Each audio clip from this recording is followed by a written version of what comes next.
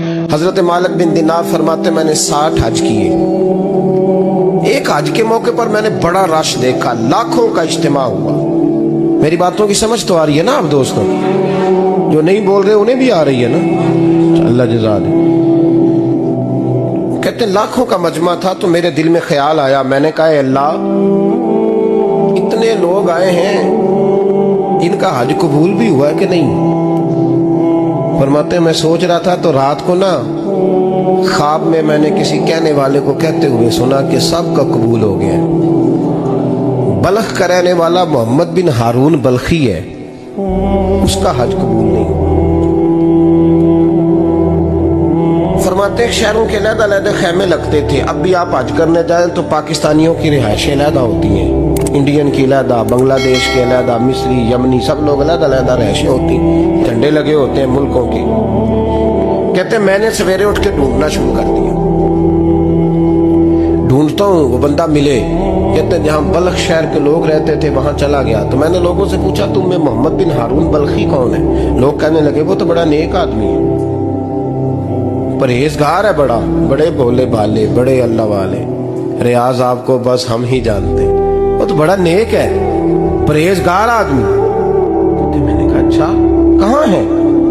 उन्होंने कहा पहाड़ के पीछे उसने खैमा लगाया हुआ है, सारी रात इबादत करता है, सारा दिन रोजा रखता है, कायमुल लहल है, साइमुद दहर है। क्या बात? फरमाते मैं उन लोगों की बात सुन के हैरान हो गया कि मुझे क्या बताया गया, ये क्या कह रहे हैं? फरमाते मैं पहाड़ के पीछे गया। हज़रत मालिक बिन दीनार अलैहि रहमा फरमाते हैं जब मैं वहां पहुंचा तो मैंने उस शख्स को मुसल्ले पे बैठे देखा, कसरत इबादत के आसार उसके वजूद पर नजर आ रहे, सीधा बाजू उसका कटा हुआ था। फरमाते 2 रकते मुकम्मल करके ना मैंने उसे अस्सलामु अलैकुम कहा तो मुझे कहने लगा वालेकुम अस्सलाम, आप मालिक बिन दीनार हैं? मैंने कहा बड़ी इसकी फिरासत है। फरमाते फिर उसने ठंडी सांस ली, कहने लगा आपको ख्वाब आई होगी कि मेरा हज कबूल नहीं हुआ। फरमाते मुझ पर और बिजली गिरी कि क्या कह रहा? मैंने कहा यार लोग भी तेरी तारीफ कर रहे हैं और तेरी बसीरत भी बड़ी है, तो ये माजरा क्या है? कहने लगा आप ना पूछें।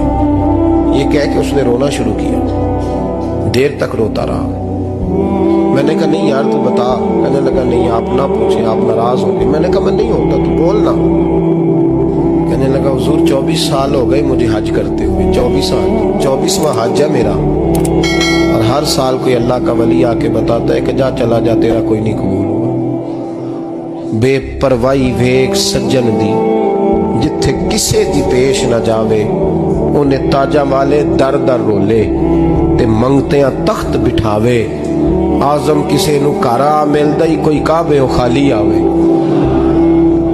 कहते हैं उसने मुझे कहा हुजूर 24वां हज है, हर साल कोई बताता है। मैंने कहा तेरी गलती। कहने लगा मैं अपनी माँ का नाफरमान। मैंने कहा वाकया क्या हुआ? कहने लगा हजरत अल्लाह ने मुझे दौलत दी, माल दिया, जमीनें दी तो मैं अय्याश हो गया। इमाम मालिक बिन दीनार रहमतुल्लाह अलैह फरमाते हैं मुझसे कहने लगा पैसे आए तो मैं अय्याश हो गया। रमजान का महीना था, असर के बाद मेरी अम्मा इफ्तारी की तैयारी कर रही थी, मैं गया, मैंने कहा शराब पी हुई, अम्मा रोटी दे, तो अम्मा कहने लगी शर्म कर, शर्म कर, रोजा रखा नहीं तो जिन्होंने रखा है उनका तो ख्याल कर। कहते अम्मा की बात का मुझे गुस्सा लगा।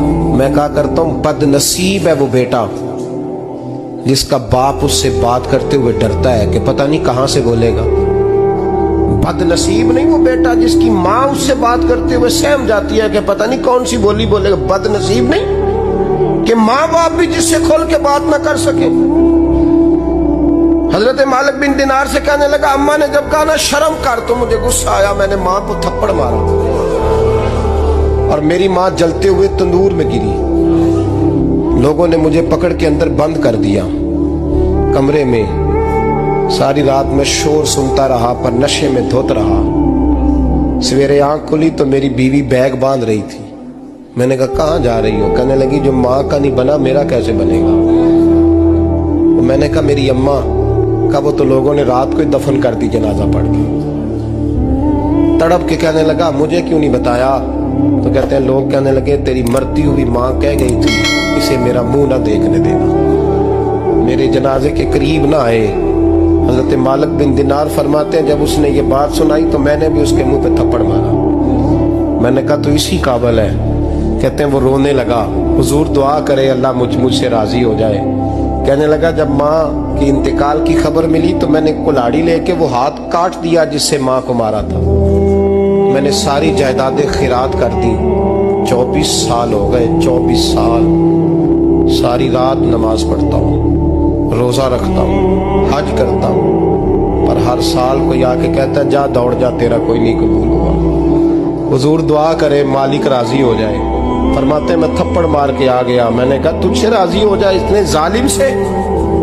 امام مالک فرماتے رات کو آ کے سویا تو مجھے خواب میں رسول پاک کا دیدار ہوا۔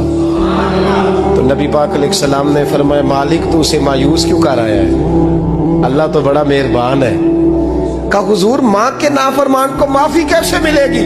تو امام مالک فرمانے لگے نبی کریم نے فرمایا جا اسے جا کے بتا دے تجھے قیامت میں تیری ماں کی وجہ سے بخش دیا جائے گا۔ کہا حضور اماں کی وجہ سے کس طرح؟ تو محبوب فرمانے لگے اس کی ماں قیامت میں اس کے خلاف مقدمہ دائر کرے گی رب کریم کی عدالت میں، اے اللہ میں نے 9 ماہ پیٹ میں رکھا، درد سہ کے اسے جنا، جگر کا خون پلا کے پالا اور اسی نے مجھے قتل کیا۔ رب کریم اس کی ماں کا مقدمہ سن کے کہے گا اٹھاؤ اس کو دوزخ میں پھینکو، اس نے ماں جلائی تھی اسے بھی جلاؤ۔ محبوب فرمانے لگے جب پکڑ کر کے مالک اس کو محمد بن ہارون کو لوگ لے جائیں گے نا جہنم کی طرف،